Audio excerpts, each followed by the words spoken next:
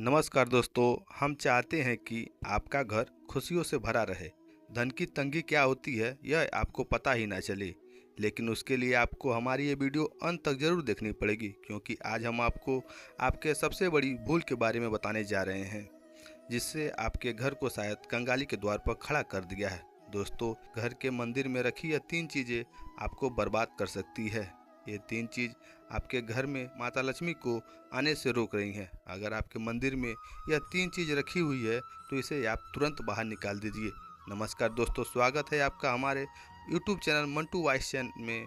दोस्तों, आगे बढ़ने से पहले वीडियो को लाइक एवं चैनल को सब्सक्राइब करें, जिससे आपके ऊपर महादेव की कृपा सदैव बनी रही है। चलिए जानते हैं दोस्तों उन 3 चीज़ों के बारे में। दोस्तों, आखिर वो 3 चीज़ क्या है जो माता लक्ष्मी को आपके द्वार पर आने से रोक रही हैं। दोस्तों, हमारे शास्त्रों के अनुसार भगवान श्री कृष्ण कहते हैं कि कलयुग का मनुष्य कुछ अपवित्र चीज़ों को धार्मिक समझकर उनकी पूजा करता है।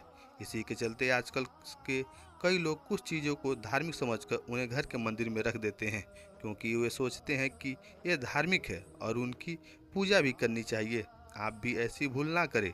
इसलिए सबसे पहले हम आपको यह बता दें कि पूजा घर में कौन सी चीज़ नहीं रखनी चाहिए, अर्थात क्या चीज़ रखनी चाहिए जो शुभ मानी जाती है। नंबर 1 है दीपक। दोस्तों, हर कोई घर में एक छोटा सा पूजा घर जरूर बनाता है, ताकि उसके घर में पॉजिटिव एनर्जी बनी रहे और नेगेटिव एनर्जी घर परिवार से कोसों दूर रहे।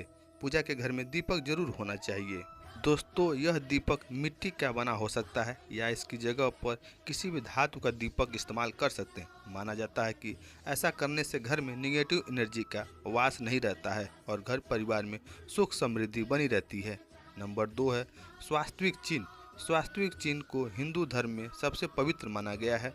किसी भी शुभ कार्य को शुरू करने से पहले हम स्वास्तिक चिन्ह का इस्तेमाल करते हैं।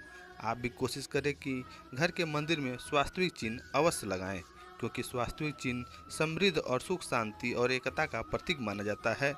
इसके लिए आप रंगोली की मदद से स्वास्तिक चिन्ह बना सकते हैं। नंबर 3 है दोस्तों कलश।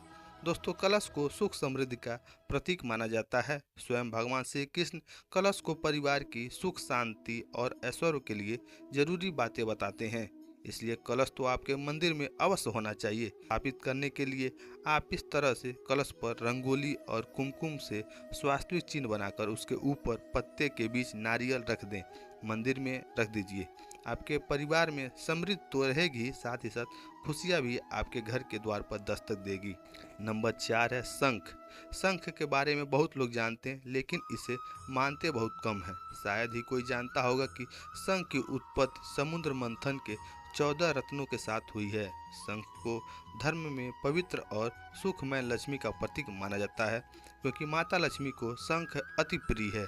जिस घर के मंदिर में शंख होता है वहाँ स्वयं माता लक्ष्मी का वास होता है। इसलिए आप भी अपनी पूजा घर में शंख रखना बिल्कुल ना भूलें। ऐसा करने से माता लक्ष्मी प्रसन्न होती हैं और आपके घर में सदैव सुख समृद्धि बनी रहती है। पैसे की कमी कभी नहीं सताएगी। साथ ही शंख की ध्वनि आपके घर में सकारात्मक ऊर्जा का संचार करती है। नंबर 4 घंटी। दोस्तों, आपने मंदिरों में तो घंटी बहुत देखी होगी, लेकिन धार्मिक मान्यताओं के अनुसार मंदिर में घंटी का होना शुभ माना जाता है। साथ ही यह भी माना जाता है कि जिस घर में पूजा के दौरान घंटी बजाई जाती है उस घर के आसपास की सभी नकारात्मक ऊर्जा घर से कोसों दूर चली जाती है। इसलिए पूजा के दौरान घंटी अवश्य बजानी चाहिए और साथ ही आपकी पूजा घर में घंटी का होना भी आवश्यक है। चलिए दोस्तों, अब देखते हैं गुरु जी द्वारा बताई गई उन चीज़ों के बारे में जो आपके पूजा घर में कभी नहीं होनी चाहिए। नंबर 1 है विषम संख्या। विषम संख्या में गणेश जी की मूर्ति अक्सर देखा गया है कि लोग गणेश की मूर्तियां विषम संख्या में अपने मंदिर में रखते हैं। लेकिन अगर आप चाहते हैं कि घर की समृद्धि आपके घर से कभी न जाए तो ऐसा कभी मत कीजिए। लेकिन विषम संख्या पूजा घर में गणेश जी की मूर्ति रखना अशुभ माना जाता है।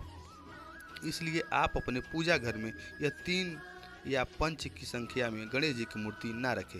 यह आपको मुसीबत में ला सकता है। दोस्तों, वैसे तो गणेश जी की मूर्ति को लेकर ये भी देखा गया है कि कई लोग गणेश जी की मूर्ति घर के मुख्य द्वार के बाहर दरवाजे की तरफ मुंह करके रख देते हैं।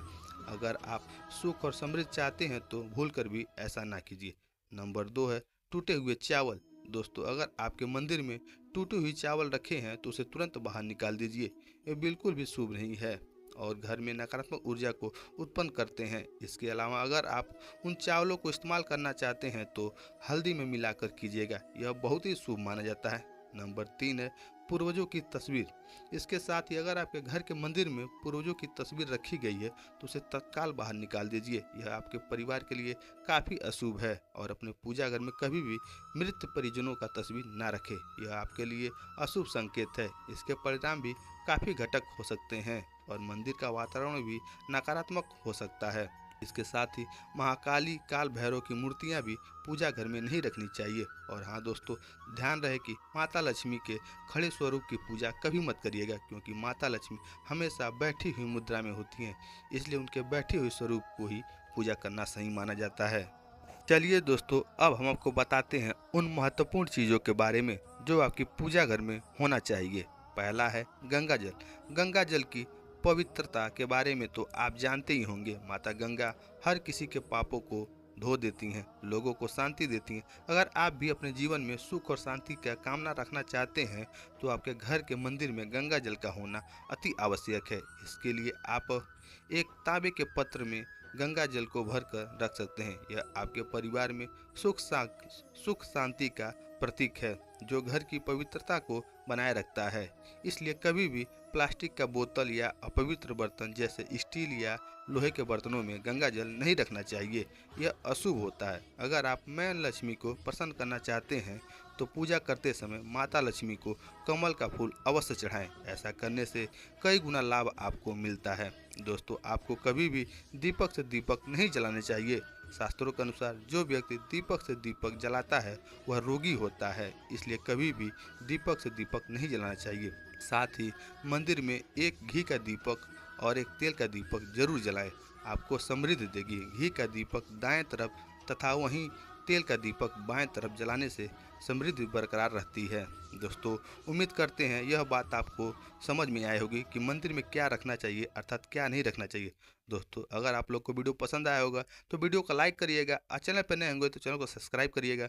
मिलते हैं आपसे कल एक और नेक्स्ट वीडियो के साथ, एक नए जानकारी के साथ। तब तक के लिए हर हर महादेव।